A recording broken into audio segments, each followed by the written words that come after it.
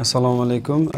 Bolamizni 2 hafta oldin olib keluvdik. Bizning shikoyatimiz zaykani bilan giperaktivnost edi.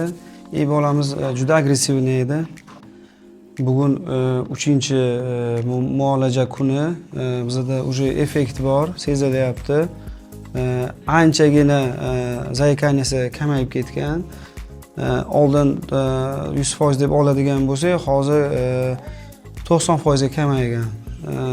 Bundan tashqari o'zi anaqa disiplinasi ham sekin bosilgan. Shuni hisobiga shu biz o'ylayapmiz, shu osteopatiyadan bo'lyapti deb o'ylayapmiz. Chunki bundan oldin boshqa joylarda ham borib muolajalar qilib ko'rdik, lekin bunaqa effekt, bunaqa rezultat olganimiz yo'q. Nima deyman endi, tavsiya etib qolaman. Biza rezultat oldik, sizlar ham xudo xolasa rezultat olasizlar inshaalloh.